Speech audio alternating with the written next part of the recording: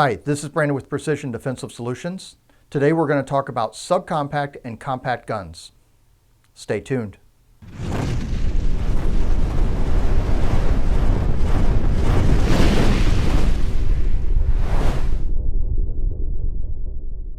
So let's talk a little bit about compact and compact or subcompact guns. A lot of people get referred to these, especially as new gun owners, especially for concealed carry. But there's a lot of factors that a lot of people don't consider.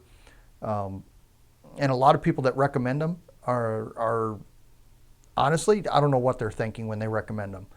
So let's go through some factors. Let's look at the different types of guns, the difficulty of shooting them, the different sights, the concealability of it, the caliber of it, the physical size of it, and capacity, and all those things.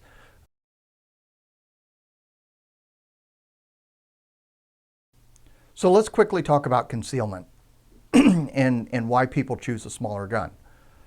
Well, let's face it, smaller guns are logically easier to conceal than a larger gun. Okay, and that is a factor. That truly is a factor. However, with things like the Filster Enigma that's out now, good gun belts, good holsters, carrying in an appendix position, inside the waistband, those really kind of help significantly with concealment. So it really does allow you to carry a larger gun more comfortably and be able to conceal it well, under normal circumstances, so that you get a higher capacity and you get the concealment, you get more controllability of the gun because there's more to hang on to and allows you to shoot it better. So don't buy a gun just because it's small and you're concerned about concealability. Buy a gun because it's comfortable in your hand and it's easier for you to it's going to be easier for you to shoot, and something that you're going to want to practice with and carry on a regular day basis too.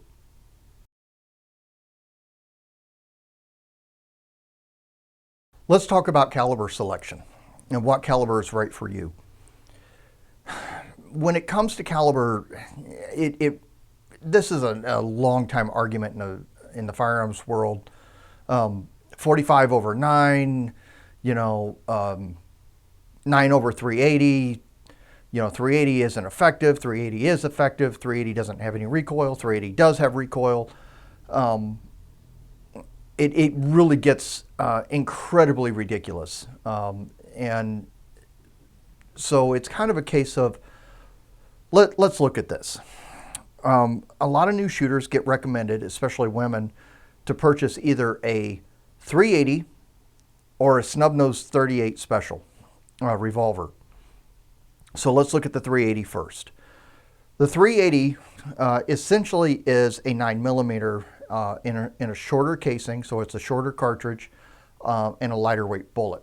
The idea is that it does have less recoil, but in reality it's still generating quite a bit of energy, and 380s are typically chambered in smaller framed handguns, which doesn't help the recoil whatsoever.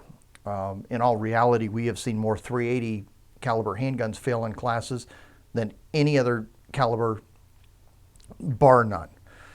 So 380 is really something that we don't recommend. We've seen too many of them, fail, but a lot of people go to them. So just understand, smaller frame, you're still going to have quite a bit of recoil, and those become very snappy and very difficult to shoot. Now, 9mm is one that we absolutely do recommend, and I will be dead honest, I have not always recommended the 9mm. I was a 45 guy. I really liked the 45, and it worked really well for me, and I thought it was a great caliber to carry. But not everybody can shoot a 45, and that's the reality of it. Not everybody can handle that kind of recoil. And I really don't think 45s have that much of a recoil, but I also have a very strong grip and support on the gun, so it doesn't faze me that much. When we look at 9mm, we're looking at a faster bullet, more capacity in the gun, which is always a good thing, and it's still very, very controllable for I'd say over 95% of the people can control a 9mm handgun when you learn to use proper structure and proper grip technique. And it really does come down to the technique and not just physical size and physical strength. And I think that's where this argument really needs to go away, is that it really does boil down to technique. When we look at 40 S&W, 40 S&W is a very snappy caliber. It's got a lot of power in it. In some ways, I shot 10mm and 40 both. I tend to like the 10mm a little bit better. I don't think it's as snappy. It's still incredibly powerful, but I don't think it's as snappy as a Smith and 40 Smith and Wesson. But again, we have to get back to what caliber works for you. Okay, so I mentioned the 38 Special and a snub nose revolver. We're talking about typically a double action trigger, so you've got a really long, heavy trigger press. Those snub nose revolvers tend to be have incredible recoil to them, because the 38 Special in a small frame gun or even an aluminum frame gun is extremely powerful, and it's going to recoil quite a bit.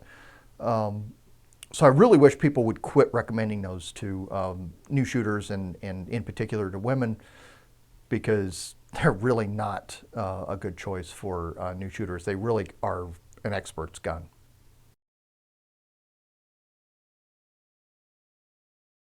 So let's talk about the different action types when we're talking about different carry guns.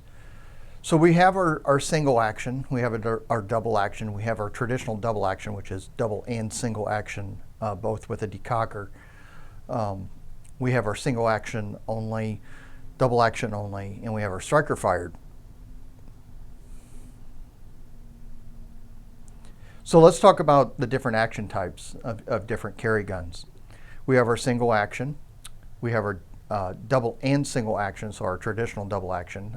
Those typically have a decocker if they're a semi-automatic, and if they're a revolver, they don't. And we have our striker fire guns, so like most people think of striker fire, they think of Glocks, but there's a lot of different striker fire guns out there also. So choosing what action type is right for you is a major factor. So let's look at single action first. A single action trigger, this trigger only does one thing, right? So all it does is release the hammer. So you typically get a very clean, very crisp trigger press. In my opinion, one of the downfalls to this action type for a concealed carry or a defensive firearm is the fact that they typically have a mechanical thumb safety or a manual thumb safety that you have to disengage yourself when using it. So that gives you one more step that you have to remember to do under a stressful situation. Can you train through that? Yes, you absolutely can. But it's just one more thing that you have to worry about and work through. The benefits are definitely the trigger, a cleaner trigger press, which allows the less movement in the gun, with maybe not as good of a grip. So if you're a newer shooter, that can give you a little bit more ability to shoot the gun well, not necessarily on follow-up shots, but at least your initial shot, because the trigger press is so short and so clean. With a double action trigger, you're talking about a much heavier trigger press, much longer, and it is something that you have to learn to work through. There are people that can shoot double action triggers very, very well, and it is something that it's another element that you have to train through. With a double and single action both, you have two different trigger presses that you have to learn. That's okay. Again, it's a matter of training through it, and it's a matter of what you like and what you don't like. But so many people go to a striker fire gun, and the reason being is they're really simple to operate. Um, a lot of them don't have a manual thumb safety. Some of them do, some of them don't. Traditionally, they don't. The safety's on the trigger, so you get a little more play in the trigger as you're leading up to the wall, which is okay. That does give you a little bit of a decision-making tool, and it also allows a little bit of playroom in the trigger when you're holstering that gun, in case there's something in the trigger guard, and you may feel that tension before the gun goes off. So that's a good thing too. Are any of them better than another? I really don't think so. I think it really comes down to training and personal preference. So I wouldn't get too hung up on the action type of the gun. I would just think about what all options you have and what you like the best. So what about capacity? So a lot of people will say, well, you only need 1 or 2 shots in the gun anyway, so why would you carry more than a 5-shot revolver or a 7-shot little pocket gun? Here's the reality of it is, when we don't know what we're going to face on the worst day of our lives, we don't know how much ammo we're going to need. So we as a company always recommend carrying the highest capacity gun that you possibly can. And there's a lot of smaller guns, so if you're really insistent on carrying a subcompact or a compact gun, if you look at something like the P365 or P365 XL, that you can get a 15+1 capacity, why not go that route? Because you're getting a lot of capacity in a really small gun that's still rather shootable. So it really does boil down to just carry as much as you possibly can, because you really don't know. And reloads in a private citizen scenario really aren't a thing. So in a law enforcement context, that's a little different, but in a private citizen, reloads really are not a thing. So carry as much in your gun as you possibly can so that you have what you need on the worst day of your life.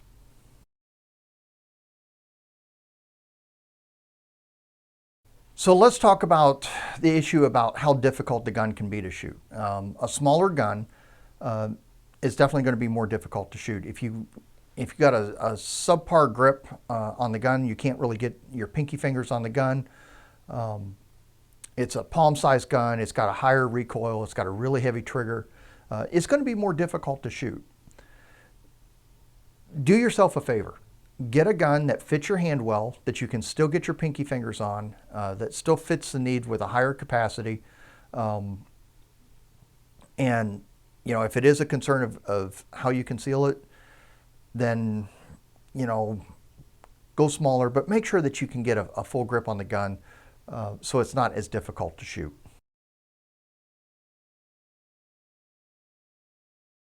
Okay, let's quickly talk about sights. Sights are a real factor, and some people say, no, I'm just going to point shoot. I'm not going to use my sights in a defensive situation. I don't want to hear that. You are responsible for every round you fire, so you better see your sights, and you better be able to confirm that you know where that round is going, and at least be able to articulate that that's where you intended for the round to go, and you could see your sights, because that's going to come up. Make sure that you can see your sights well. So if they're all white dot sights and you've got a white target, that may become a problem depending on your eyesight. I highly recommend having at least a contrasting front sight if you're using iron sights. If you're looking at or even thinking about going to a red dot, I highly recommend that you do. It is going to take some training to get used to. There's a lot of stuff out there that people talk about that is just completely ridiculous, and is going to send you down a path that's really going to make things difficult for you. So I recommend, come to our red dot introductory class, learn how to use the dot, and see the benefits of the dot. One of those major benefits is that it is a target-focused sighting system. So you don't have to focus on your front sight. You focus on your target, superimpose the dot over it, and then fire your shot. So we're actually seeing things that the way that our brain is programmed to see things, and it's a real benefit. The nice thing about that is so many guns are coming already optics ready, and it's real easy for you to select an optic and put it on the gun. So I highly recommend the red dot. And if you don't like the red dot, or you don't have the money to go with a red dot, then at least get a sighting system on the gun that has a contrasting front sight that your eye likes and works well for you.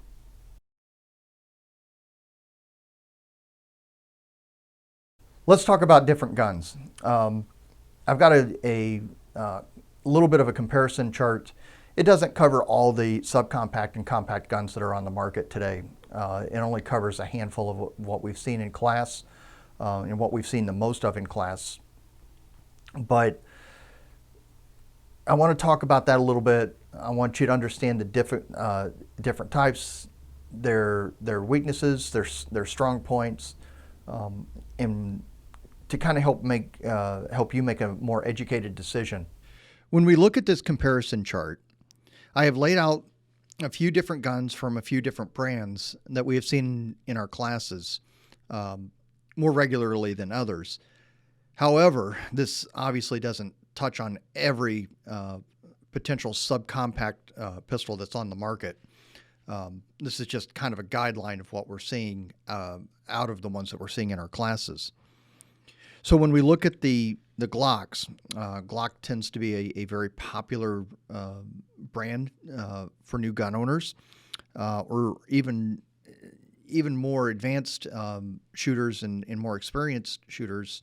One, because it's known for reliability. However, a lot of people do go for them. So let's look at the Glock 42, the 43, the 43X, and the 26, because that fits in that compact, subcompact frame.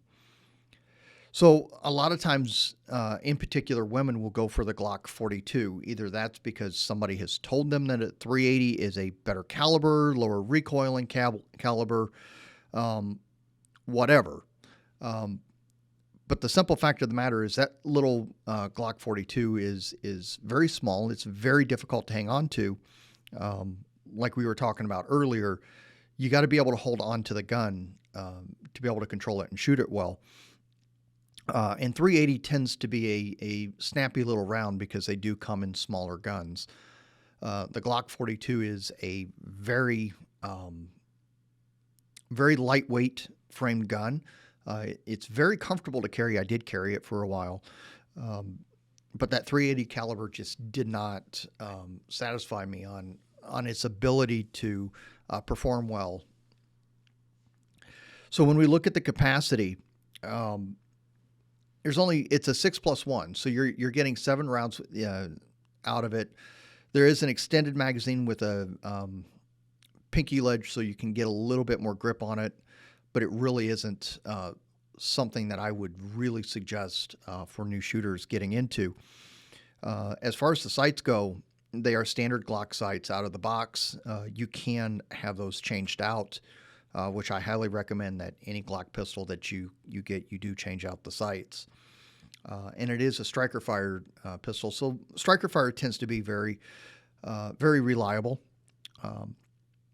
When we look at the 42's big brother, the 43, we've got the same capacity, so we've still got 6+1, but now it's in a 9mm. It's slightly bigger than the 42, but not that significant, and it is still a very small gun.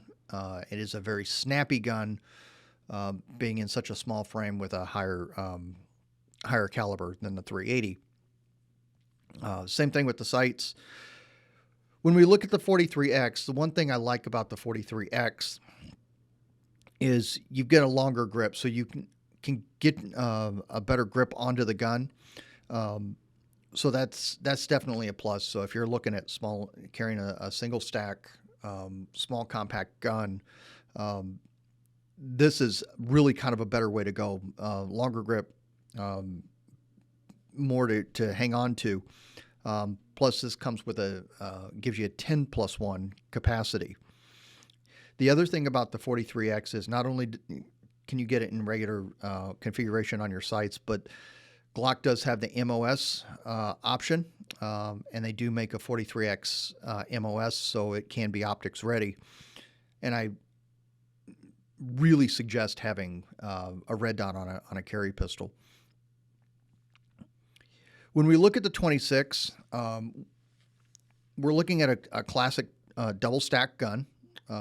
It's the same width as the Glock 19. In fact, the Glock 19, Glock 17 magazines work in this gun also.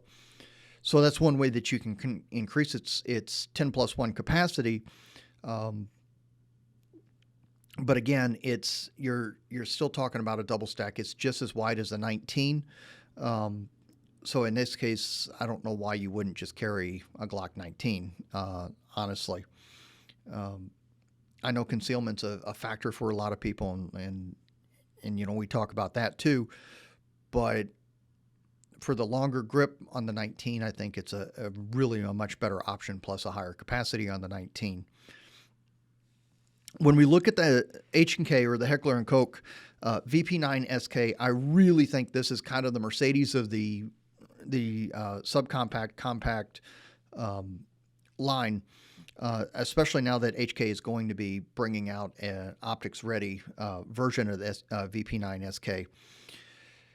So if we use the 13-round magazine, factory magazine with the SK, so we've got a 13+1, significant more rounds in the gun, in my opinion. If you use the flush mount or the one with the picking extension, you get a 10+1. So it's still a pretty good capacity on the gun. I think the trigger on the HK is significantly better. It's a lot easier to shoot, in my opinion. Plus, you can adjust the grip size, so you can either go on the small, medium, or large, or a combination thereof. And you can adjust it on 3 different ways per size, and it doesn't have to be the same size on each one. So if you need to adjust one side or the other, you can do that. And again, watch our video on the HK pistols and why we like the HK pistols so much. So 2 guns that I really highly suggest avoiding. One is the Ruger LC 380, and the other is the EC9. The LC 380 is an extremely small pistol. It's a great little pocket pistol for very high concealment. The sights on these 2 guns are extremely low profile. They're very difficult to use. The frames are very, very small. It doesn't give you a lot to hang on to at all. The capacity is a little bit more than the Glock 42 and the 43 at 7+1. These are double action only triggers, so which is not a bad idea. So that's a plus in it. But with their small size and difficult to hang on to, they're very difficult to shoot. If you're being really insistent about something smaller, I cannot recommend the 6-hour P365, P365X or the P365XL any more than I do. In the standard model P365 flush mount magazine, you're getting 10+1, which you can use a 12-round magazine in that gun also, and a 15-round magazine, factory magazine, out of it. Or if you get the P365XL or the P365X, not only do you get a longer grip on the gun, which I'm not sure why you'd get a P365 the original now that they've got the P365X, because now you're getting a 12+1, or even a 15+1 if you use the factory 15-round magazine out of those guns. Extremely reliable, great capacity. The sights, you're getting the SIG night sights right out of the box with the XL. And I believe with the P365X, you're getting the optics ready slide, so you can put a red dot on the gun without having it milled. It's really hard to beat these models. They're extremely accurate, give you a lot more to hang on to. The trigger is quite good for a striker-fired pistol. The only downside is, again, they're very small, they're very lightweight, and they tend to be a little snappy. But as long as you get a good grip on the gun, they're very controllable. But they are very accurate and reliable. When we look at the Smith & Wesson options that we have on this chart, I don't know why I've seen so many women come in with the Smith & Wesson Bodyguard 380.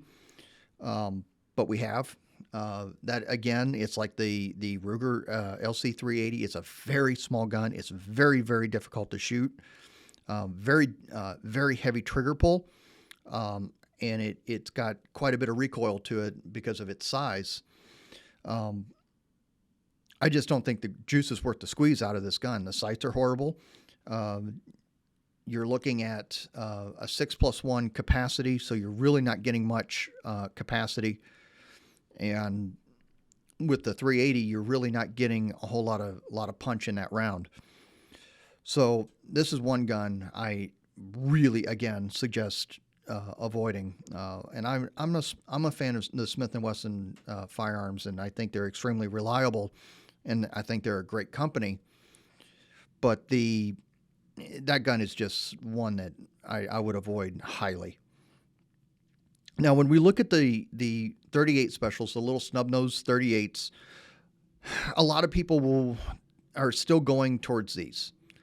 And, you know, the 38 special is a very capable round for self-defense. But the problem with these guns is their sights are very low profile. The rear sight is cut into the frame of the gun.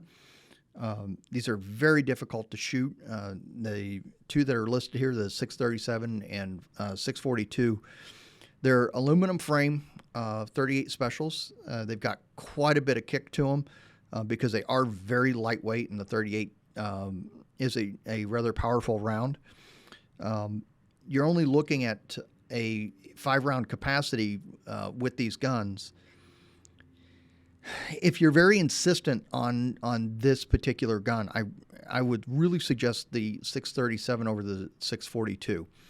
And the reason being is the 637 has an exposed hammer, so you have a double and single action option, so that if you struggle with that double action trigger, which is quite long and quite heavy, you do have the single action option, where the 642, it is double action only. I want to thank you for joining in on this video. I hope it was very helpful for you, and I hope it was very educational for you. Hopefully you learned something from it. If you've got any questions, feel free to reach out to us. Be sure to like and subscribe, and be sure to ring that bell so that you get notification when we put out new content.